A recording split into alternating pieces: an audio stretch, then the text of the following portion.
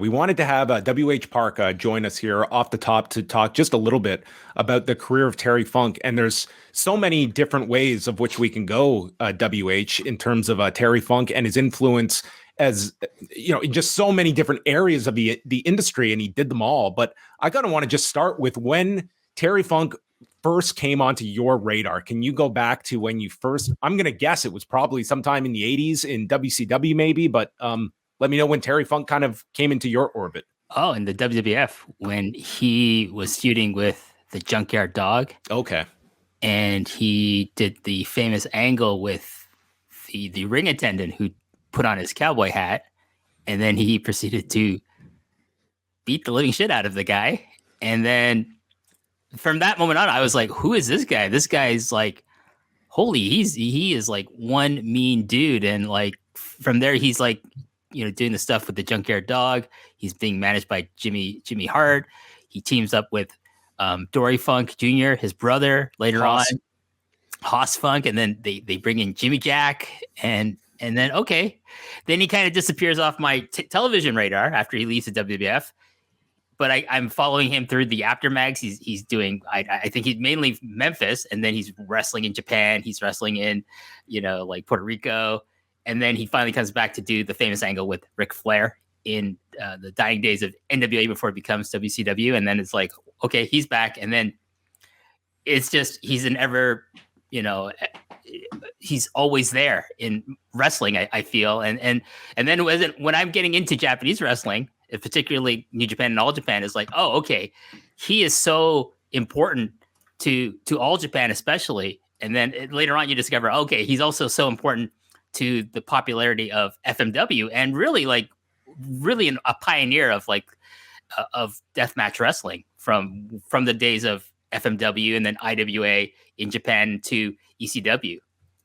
Yeah, it's like just going through his career in the last couple of hours, and you just look at all of these places that he was, from, you know, going to Florida during the golden period of that territory. When you talk about Japan as, you know, one of the most influential Americans to go over there, like him and his brother being like the like they were right there with Baba as they're launching All Japan, and then Terry Funk and Dory, they become the foreign bookers for All Japan, and that is their home company. And 1983, it's the big retirement match, and that was thought to be that's the end. That's the send off of Terry Funk. It's the famous moment in Beyond the Mat with Forever, and he comes back in 1984. But that is how far back we're going. We're going. This guy was ready to call it a career before I was born. Yeah, it's amazing. Like, one of the things that's synonymous with Terry Funk's is retirement ceremonies and retirement matches that he never seems to keep. But if you talk about just Japan, like, you know, there is no All Japan without Terry Funk and Dory Funk Jr. Because their popularity aside, they were the foreign bookers. They booked all the foreign talent through their Amarillo promotion to come work for Giant Baba. Giant Baba trusted the Funk family, particularly like Terry and Dory. They became two of the most popular foreign wrestlers ever to wrestle in Japan. Like, I in my Stan Hansen biography would say that Stan Hansen is the most well-known and probably the most popular foreign wrestler to ever wrestle in Japan. But coming very close to him is Terry Funk. You know, like, people know who Terry Funk is. They know who, you know, they the signature of like a cowboy wrestler is Terry Funk, but they also he's synonymous with deathmatch wrestling via his work in IWA and FMW. Yeah, I mean, he is one of the many that came out of West Texas State, of just all of the wrestlers that kind of migrated from there, and a large part of that was because in that part of the territory, of that part of the state, I mean, it was very much cultivated by first like Doc Sarpolis, but then when Dory Funk Sr. Got a piece of that territory, and it became like the Funk's training ground. And you mentioned the relationship with Baba. I mean, he sent Jumbo Tsuruta over there to train with the Funks, Junichiro Tenaru to go over there. Like, that really does kind of underline that trust that they had with the Funks. And the Funks are a mainstay of All Japan all the way up until the 90s. And it's like all these different chapters. And then you look at the 90s and you think, okay, this is where a guy who was NWA champion in 1975 is probably on, the final lap of his career.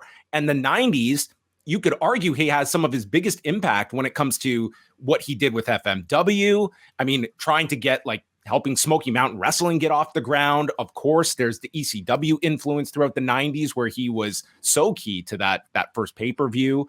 And then here was a guy that was in the WWF during the first big national boom period, headlining with Hogan on NBC. And then he's back in the Attitude Era as Chainsaw Charlie. And then he finds himself as, just by proxy attached to that famous Hell in a Cell match with The Undertaker and Mick Foley. And he's there killing time. And then he's going back to Japan. And then he's getting involved in other upstarts. Like he was just involved in so many different eras and generations and adjusting himself. And like, I don't think there will ever be another person that is going to have a comparable type of career to Terry Funk. I think it's impossible in the way that the industry is structured now, WH, that you could ever come close to replicating this type of legacy. I don't think anyone can have the career of a Terry Funk. I mean, he was so unique. He just worked everywhere. That was the thing. Like a lot of people, they'll pick a promotion, they work for that promotion. He picked, at least 5 different promotions between, 1972 to like 1983, on top of like being loyal to Giant Baba. And then, I mean, you mentioned like Jumbo Tsuruta being sent to the Funks to be trained by them and Junior Tenru, but also like they discovered and then they trained Stan Hansen. And yeah. I can't even imagine what wrestling in Japan would be like without Stan Hansen. And like if you take a poll of like who are the most famous foreign wrestlers to ever work in Japanese wrestling, of course Stan Hansen's going to be up there. Bruiser Brody, Abdullah the Butcher, but like Terry and Dory Funk are going to be in that conversation. I would say, Terry's like hovering between, 2 and 3. Like, it's amazing. And the thing was with Terry Funk in Japan is they loved him because he loved Japan so much. It came through in his wrestling, his entrances from the dressing room to the ring. And just, if you watch any of his matches in All Japan, like the entrance and the love that the fans have for him was just unbelievable. I think it's unparalleled, to be quite honest. And I don't think it's been matched since. And in terms of Stan Hansen, I know you guys, you just went over this on your Long and Winding Royal Road show, but I mean, Terry and Dory, they're the foreign bookers when Stan Hansen makes the big jump from New Japan to All Japan. It was this very famous scene at the end of the Real World Tag League final. That was in 1981. That jump starts like the war between All Japan and New Japan had started maybe a bit earlier with the jumping of Abdullah Butcher to New Japan. And so, I was just watching an interview Stan Hansen has talking about like, how did that happen? How did you make the jump from New Japan to All Japan? Because he was being pushed there. And he said, oh, Terry Funk called me up and said, hey, Baba didn't like what happened with Abdullah. We want you to come over. And so he's the one who arranges the secret meeting between Baba and Stan Hansen. And Terry Funk is pretty much like an architect of a boom period in Japanese wrestling with this like kind of promotional war between All Japan and New Japan with talent jumping back and forth. And I would say All Japan pretty much came out on top of that deal because like they got Stan Hansen and they also got Bruiser Brody in the deal. But the thing is like, okay, who are we going to pair them against? We're going to pair them against Terry Funk and Dory Funk, the two mainstay foreign guys who are wrestling for All Japan and are just synonymous with they are synonymous with All Japan as much as like Jumbo Tsuruta or Junior Tenru or. Yeah, I mean, they had that legitimacy right off the bat of here are 2 former NWA champions that are, that was such a big part of sort of their kind of allure in Japan as well. Like once, Terry holds the title from 75 to 77 when he drops it to Harley Race, actually right here in Toronto is where he dropped the title. And as we mentioned, like he's pretty much a mainstay with All Japan until the early 90s, but there's so many stops in the way. It's like his promos are certainly going to outlive him because there are just so many incredible clips that are already circulating of some of his great promos. And I think some, like, you can pick all different eras of Terry Funk, but that period in like 1981 in Memphis, working with Jerry Lawler, this sets up the empty arena match, which is a very famous match that is referenced. I mean, that to me was like, if you just want a snapshot of Terry Funk, it's that empty arena match at the Mid-South Coliseum where it's like a closed set and it's just Jerry Lawler and Terry Funk showing up, and Terry Funk's performance in this is something for the ages. Yeah, I think, like, I don't know anyone who's had such an influence in American wrestling and Japanese wrestling. You can talk about Stan Hansen, but he's primarily a Japanese wrestler.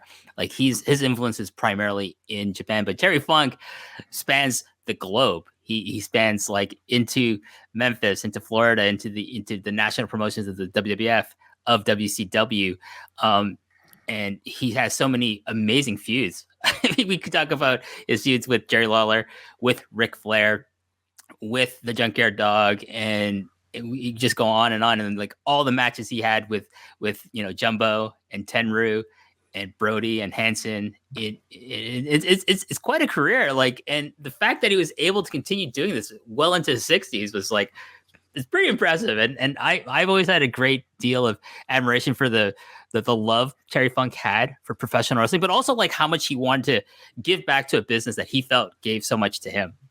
Yeah, I mean, that was one thing that I was thinking about today, is that as late as those ECW tribute shows, I remember that it was that weekend when WWE's running the first one night stand, and then Shane Douglas is doing his hardcore homecoming shows, and he knew he could only work one of those shows that weekend. He couldn't do back to back nights, and he opted to do the Shane Douglas shows, just feeling like they are trying to preserve the real ECW and not just the version that WWE has like sucked up what was ECW. It was always sort of that paying it forward mentality that went into much later in his career.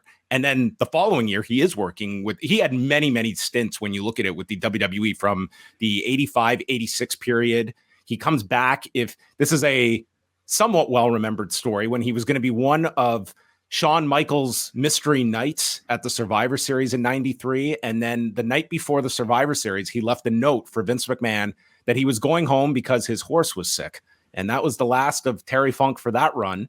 Then he comes back in like 97 and is gone after some like expletive laden promo on Shotgun Saturday Night. Then he's Chainsaw Charlie. He had some very bizarre runs in the WWF throughout his career. But how much of WCW were you watching? Like in 1989, are you pretty on board with WCW at that point? WH and yeah, I mean, I'm there with like the introduction of the Great Muta, like the alliance of like Terry Funk and Great Muta with Gary Hart, the JTEX Corporation, and like the feud with Ric Flair, but also like bringing in like people like Dick Slater is brought in, the Dragon Master is brought in, but the core of it is like Terry Funk and Great Muta versus Ric Flair and Sting. And I think that feud, the Flair Terry Funk feud, is like something that cements like WCW is like, okay, this is now a serious promotion. It's come from the ashes of Jim Crockett Promotions.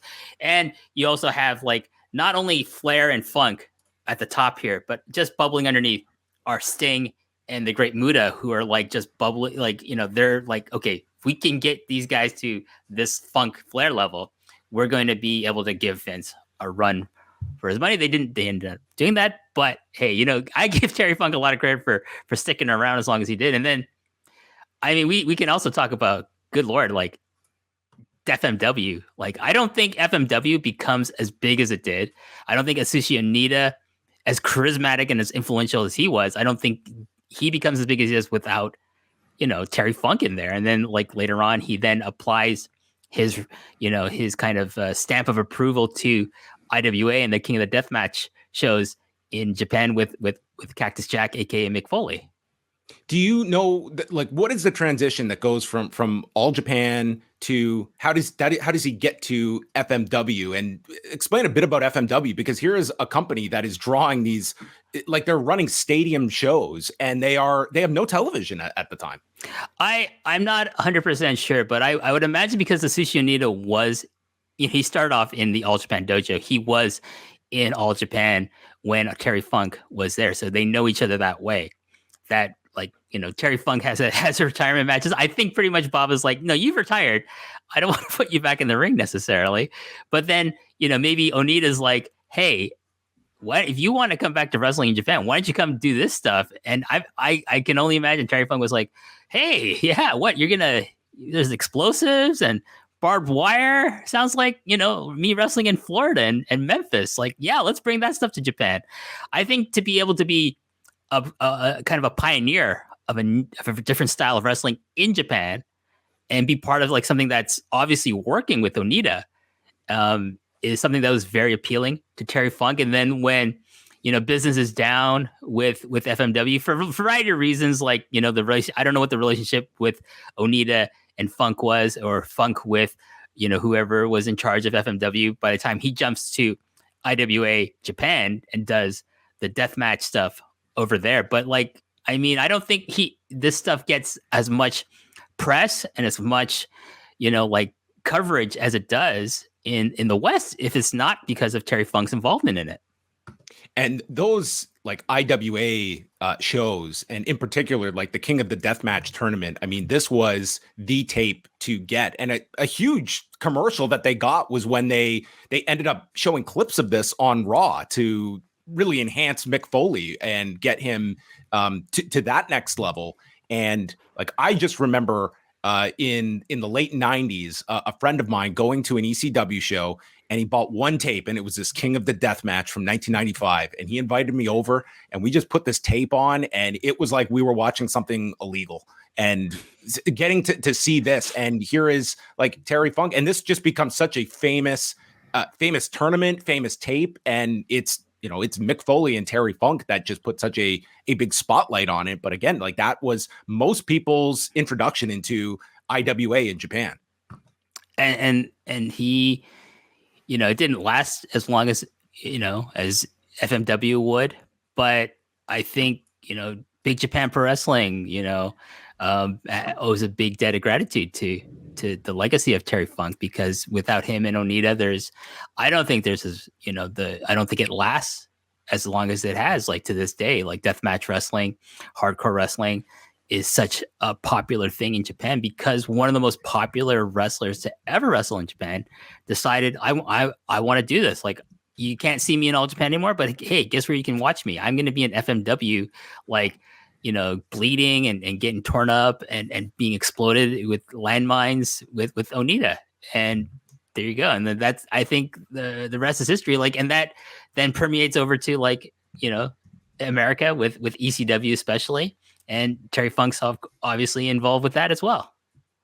He also had, getting outside of professional wrestling, like in movies like Roadhouse and Paradise Alley. But like for wrestling fans, and I would say even for non-fans, I'm curious, Wei, what you think, Beyond the Mat contributes to his, just the legacy of Terry Funk, where you got to see a different side of him with his family. And at that point, they're building up to another retirement in 97 with Bret Hart, which is another retirement that doesn't stick. But that's, a very famous documentary for wrestling fans. And Terry Funk is a huge, huge part of that. And I think that was another aspect that people just get to see Terry Funk in a different light.